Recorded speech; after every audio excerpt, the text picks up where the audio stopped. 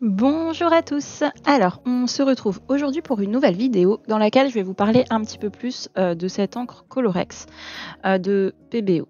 Donc en fait, c'est une encre aquarellable blanche que j'utilise dans quasiment tous mes coloriages et je vous en parle très très souvent si vous me suivez sur la chaîne. Et on m'a demandé en fait à plusieurs reprises de faire une vidéo dédiée à ce petit bijou. Donc voilà, c'est le jour J. Donc je vous ai déjà expliqué plein de fois, ceux qui me suivent très régulièrement savent comment l'utiliser. Puis bon, il n'y a pas forcément besoin de moi non plus pour le savoir, mais ça peut quand même être utile et puis donner des idées supplémentaires. Alors, une des premières utilisations qui va être, on va dire, assez... Voilà, ce qu'on envisage un petit peu au premier abord, c'est une encre blanche. Donc on se dit, on prend une plume ou un pinceau fin et puis on rajoute des traits à la place du Posca blanc ou de l'artistro blanc ou des stylos gel blanc ou ce que vous voulez. Voilà, l'encre plus un pinceau liner assez fin, voilà, ça marche très très bien. Donc, vous avez différents types de pinceaux fins. Donc ça, c'est un pinceau script ou liner. Donc ça a des poils longs. C'est plus difficile à manier parce que les poils sont longs, donc c'est un petit peu plus dur à contrôler. Mais l'avantage, c'est qu'on peut faire des lignes beaucoup plus longues puisque on a toute une réserve en fait de produits sur les poils. Ensuite, vous avez des pinceaux un petit peu plus traditionnels, voilà, tout fin comme ça. Donc là, prenez ce que vous voulez. Moi, je vous mettrai un petit peu en barre d'infos ceux que je trouve qui sont bien. Si j'en trouve sur Amazon, je vous mettrai ça. Donc voilà. Et vous pouvez aussi utiliser avec un dotting tool. Je sais plus ce que j'ai fait du mien. Le mien est un peu sale, ne me jugez pas, il est très très vieux. Donc voilà, un dotting tool, c'est un objet comme ça en fait avec des petites pointes arrondies. Je l'avais acheté à l'époque pour du nail art. Donc voilà, après j'en avais racheté d'autres pour faire de la pâte fimo avec différentes tailles. Donc ça, vous trouvez ça assez facilement.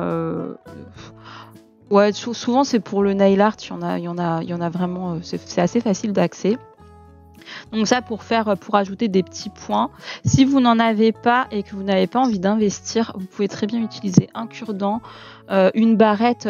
J'en ai pas sous la main, mais vous savez les barrettes en U là avec les petites pointes en fait sont rondes, donc c'est parfait. Ça c'est un petit peu plus pointu.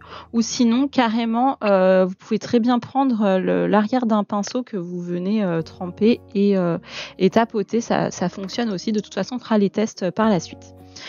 J'ai retrouvé une plume. Alors moi j'ai jamais testé à la plume. On va tester pendant cette vidéo. Ça fait très longtemps que j'ai ça en fait. J'ai ce porte-plume avec des petites plumes à l'intérieur. Donc on va tester par la suite. Oups là. Voir comment ça fonctionne. Mais c'est vrai que ça j'utilise pas trop parce que je préfère l'utilisation du pinceau. Mais bon, ça après c'est propre à chacun. Donc voilà, la première utilisation, c'est vraiment par-dessus quelque chose pour recouvrir. Mais ça, on le fera après, puisqu'on va commencer par faire la première chose, en fait, pour pas partir sur une feuille blanche. Ce qu'on peut faire aussi, c'est l'utiliser en mélangeant avec de l'aquarelle.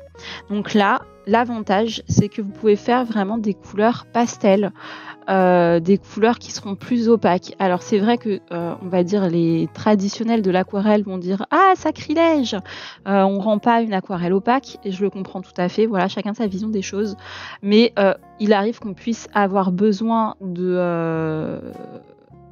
d'aquarelle opaque et d'aquarelle pastel. Nous, on est surtout dans des livres de coloriage qui supportent pas très bien l'eau. Donc, on trouve des petites astuces. Et ça, c'en est une.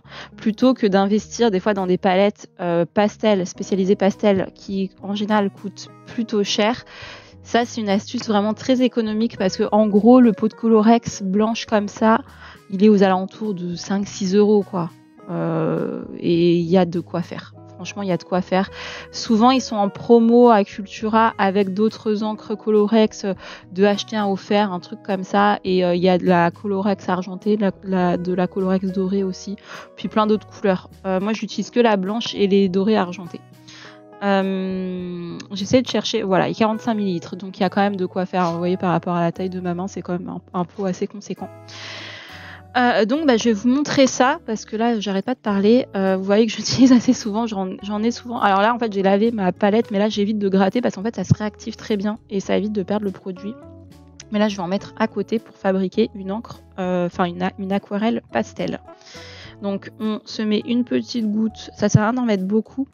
C'est un produit très opaque et quand même assez épais. Voilà, c'est pas, vous voyez comment ça, la goutte, comment elle se déplace, c'est pas liquide comme de l'eau, c'est quand même assez épais. Donc on peut rajouter de l'eau à l'intérieur. Et on va se faire, je sais pas moi, une couleur pastel. On va essayer. J'ai fait exprès de prendre une toute petite palette, voilà, pour vous montrer qu'avec même très peu de couleurs, on peut fabriquer vraiment plein de couleurs intéressantes et que parfois, voilà, quand on n'a pas forcément envie ou pas forcément les moyens de s'acheter des grosses palettes avec plein de couleurs, faut pas hésiter à restreindre le nombre de couleurs et partir sur une qualité peut-être supérieure, mais fabriquer ses propres couleurs. Donc, on va partir, on va essayer de se faire un petit rose pastel. Allez, c'est parti. On va se prendre un petit saumon parce que le rose pastel ça va être une couleur un peu. On va essayer de se faire un saumon. Donc là j'ai du magenta, je viens l'activer avec une goutte d'eau. Dans le saumon on va avoir besoin de jaune. Enfin, celui-là il est un peu vert. Est-ce que je prendrais pas plutôt le jaune orangé? Je vais activer les deux et puis on verra. On adaptera la couleur par la suite. Je viens déposer, je ne fais pas ça directement sur la goutte blanche. Je viens mettre ma couleur à côté.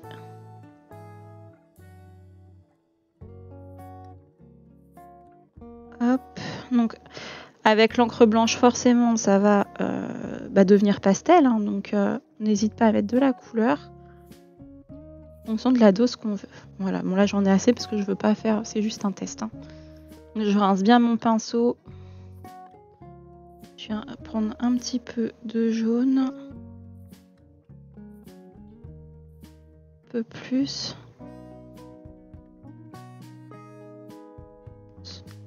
Voilà, là on n'est pas trop mal. Vous voyez là je suis sur une couleur assez orangée.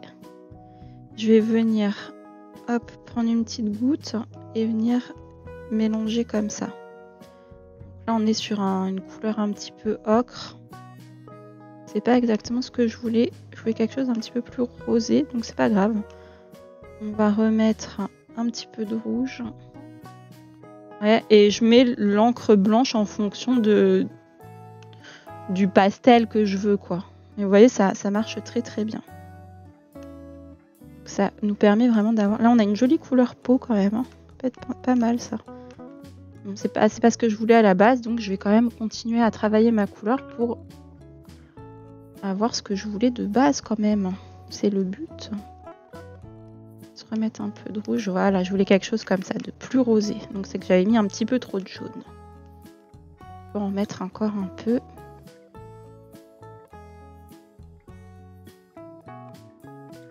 Je vais le faire couler là, ça m'évitera de rincer mon pinceau à chaque fois.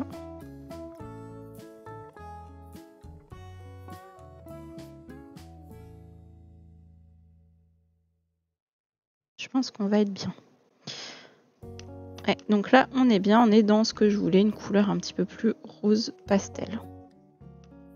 Voilà, et donc là, on a une couleur qui devient opaque grâce au blanc. Et avec ça, on peut s'amuser après à faire nos fonds, ce qu'on veut, quoi. Voilà, avec la couleur. Ça, voilà, ça permet vraiment d'avoir les teintes qu'on a envie. Donc là, on est sur une jolie couleur pastel. Un joli rose, un petit peu rose saumon. Puis si on le veut plus clair, hop, on remet le blanc dedans et on l'aura encore un petit peu plus clair. Voilà, après là, c'est à vous de jauger en fonction de la couleur que vous avez envie. Hop.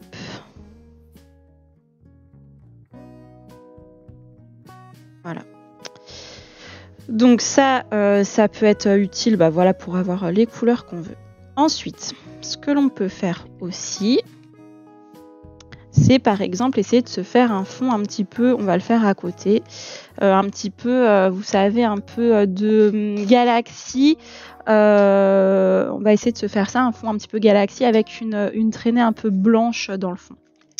Donc là, on va se faire nos couleurs bleu, marine, bleu, avec un peu de bleu clair et tout. Mais là, pour l'instant, je vais faire juste mon fond avec de l'aquarelle normale sans utiliser de blanc. Je fais ça rapidement en accéléré parce que c'est pas le but de la démo de cette vidéo.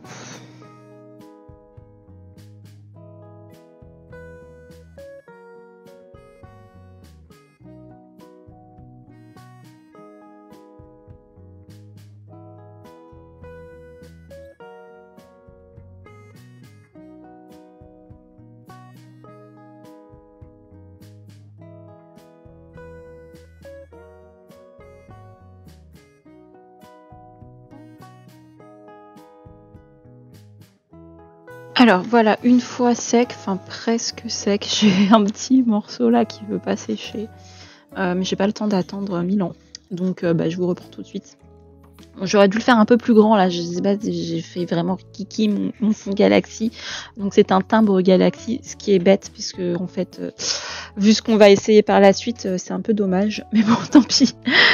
Donc là on voit quand même que j'ai laissé un côté un petit peu plus clair pour faire vraiment la galaxie, mais on va quand même intensifier ça, donc voilà, même si vous avez oublié de faire ça, c'est pas grave.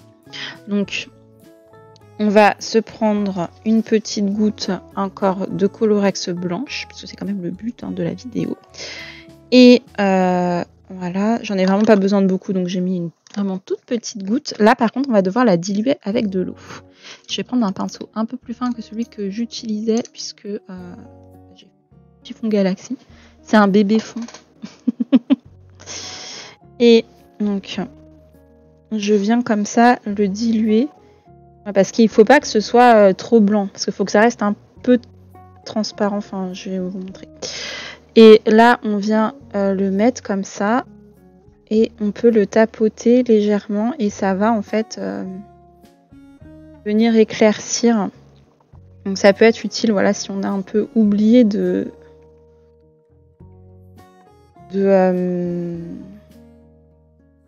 trop, on a un peu oublié d'éclaircir un endroit, ça peut quand même être utile. Donc après, c'est à retravailler comme vous avez envie. Là, ce que je viens faire en fait, c'est que je rince un peu mon pinceau et je viens mettre de l'eau pour pas avoir des bords trop abrupts. Ça va venir me fondre un petit peu. Après, vous faites comme vous avez envie. Voilà, après là c'est vraiment à vous de voir comment vous avez envie que ce soit. J'aime pas trop la forme, je vais venir un petit peu.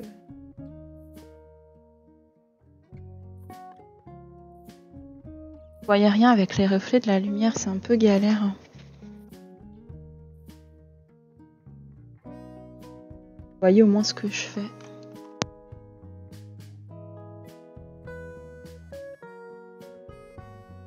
Voilà, ça peut être aussi une utilisation, donc par-dessus en fait, par-dessus, si on veut en fait éclaircir une zone, voilà, on peut faire ça.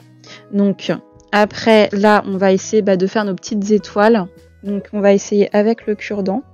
Donc là, c'est le côté où il y a beaucoup d'eau, là c'est le côté qui est presque sans rien. Vous voyez, on prend directement et puis on vient faire... Voilà, c'est mouillé, donc je vais pas le faire là où c'est mouillé. Il faut que je le fasse vraiment là où c'est sec, sinon ça va se diffuser. Le cure-dent galère, ça le fait, mais on pourra pas faire beaucoup de points d'un coup. Mais ça marche quand même. Donc si on n'a pas de dotting tool, franchement, c'est très bien. Puis on peut faire des points très très fins. Ça fonctionne bien le cure-dent. On n'a pas de dotting tool, donc voilà, le cure-dent fonctionne, je le valide. Le dotting tool, ça c'est ce que j'utilise régulièrement, donc je sais que ça marche. Tac. Donc, on n'hésite pas à varier la taille de nos étoiles. c'est ce qui fait que ça fait un petit peu plus naturel.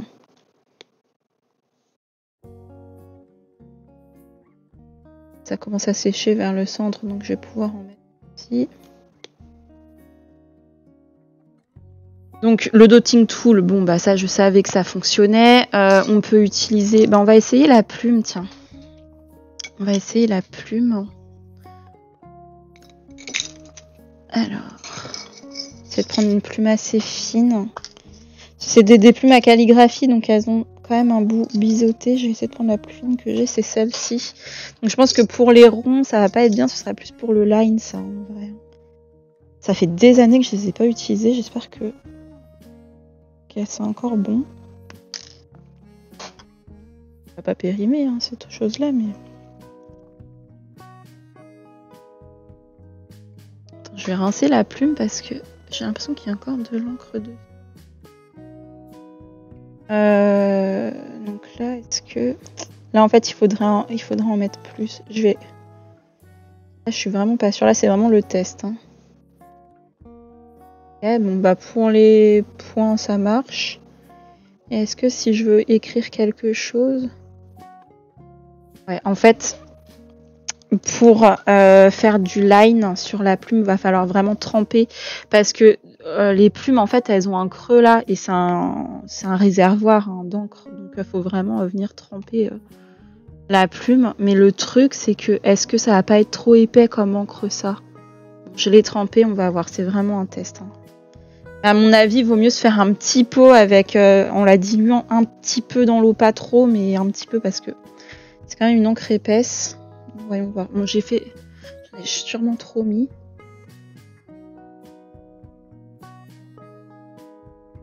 Ah, tout vu, c'est peut-être trop épais. Ah non. Ouais, ça... Moi, la plume, j'aime pas. Hein. Je préfère largement le pinceau. Mais bon.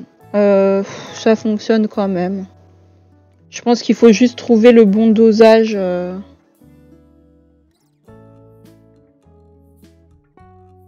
Pour ceux qui n'aiment pas le pinceau, je pense que ça peut quand même le faire. Vous voyez là, comme j'ai dans le réservoir, ça a l'air de... Je peux quand même... Ah voilà. Là, ça s'est bien activé. Je peux quand même pas mal écrire. Hein. Ouais, c'est vraiment pas mal quand même. Ok, bon, je vais rincer ça.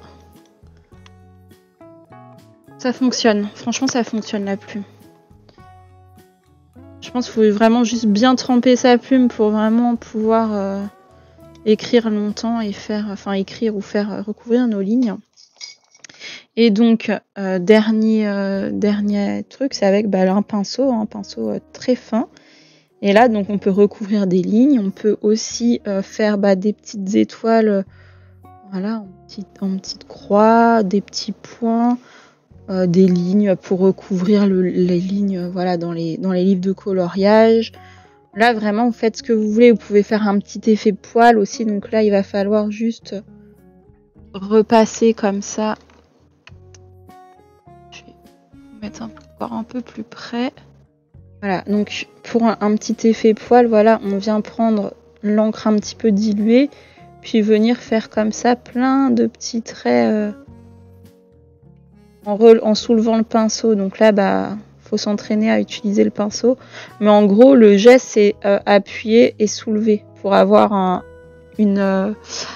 bout moins large, en fait. Voilà, et puis recouvrir les lignes. Et voilà, là, en fait, après, on peut l'utiliser par-dessus et puis on fait ce qu'on veut par-dessus.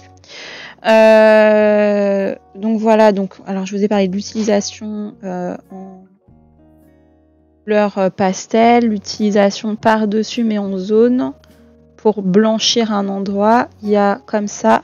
On peut l'utiliser aussi en projection d'encre. Donc là, il va falloir quand même pas mal d'eau. Donc je viens venir. Non, mais alors n'importe quoi. Alors là, on est bien dans le français. Hein. Je vais mettre de l'encre dans ma petite palette. Je remplis bien mon pinceau. Là, et là, je viens tapoter comme ça et faire des petites projections. Donc ça, pour les étoiles, c'est pareil. Voilà, après, il faut bien laisser sécher. Bon, là, elles sont un peu grandes parce que mon fond est tout petit, donc ça paraît gigantesque. Mais bon, ça, c'est une utilisation. Donc, pour les étoiles, pour la neige, voilà, ça peut être très utile. Après, on peut l'utiliser aussi pour rajouter un effet un petit peu de fumée par-dessus un dessin. En fait, par exemple, je sais pas, on a une bougie qui est dessinée avec un fond assez sombre. Je vais essayer de vous faire ça rapidos là.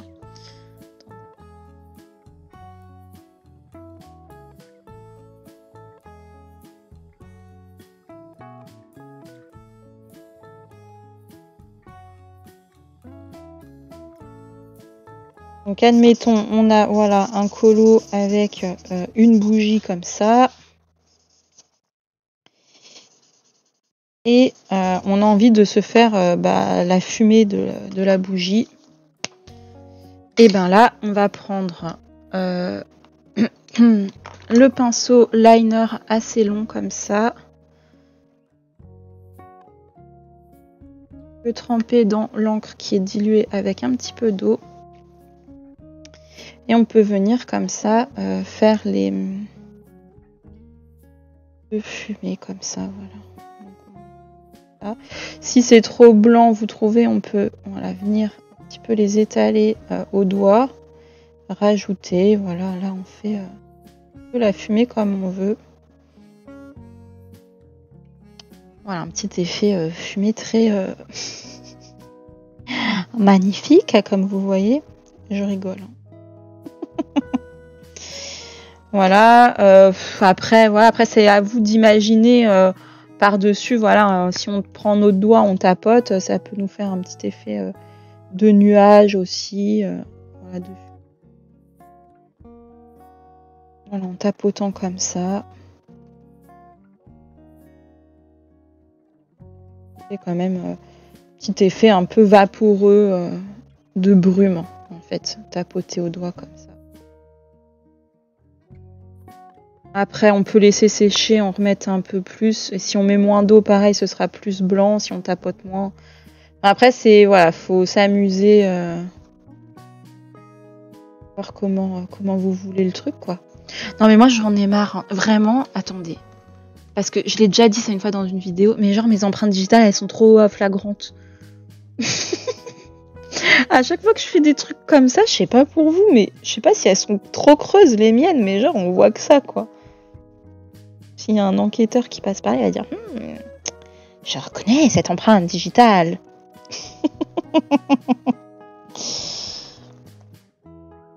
Voilà, et donc là, on peut superposer un petit peu les couches pour avoir des effets de brume intéressants.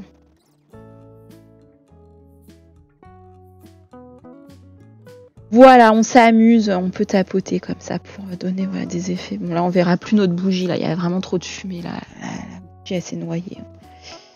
Donc, il y a ça. J'avais utilisé pour faire de l'écume cet été dans le tuto de la mer. Si on l'utilise aussi, mais ça, je vous ferai un tuto spécialisé là-dessus très prochainement pour faire un effet magique. En fait, puisque c'est aquarellable et à base d'eau, ce n'est pas du tout de l'acrylique, ça perle sur le gras.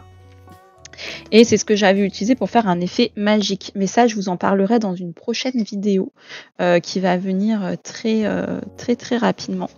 Enfin, très rapidement, je vous dis ça, ce sera le mois prochain, mais bon, je l'ai pas filmé ni rien, mais c'est dans ma tête. Donc, voilà, la vidéo touche à sa fin. Si vous l'utilisez autrement, dites-moi en commentaire si vous avez d'autres idées d'utilisation, parce que je pense qu'on peut l'utiliser de 1001 façons. Peut-être qu'il y a des choses auxquelles je n'ai pas pensé. Donc voilà, mais moi, franchement, c'est un produit que j'adore et que je recommande fortement. Et donc voilà, sur ce, je vais vous laisser là. N'hésitez pas à mettre un petit pouce bleu si vous avez aimé la vidéo. Et puis, moi, je vous dis à bientôt dans une prochaine vidéo. Bye bye!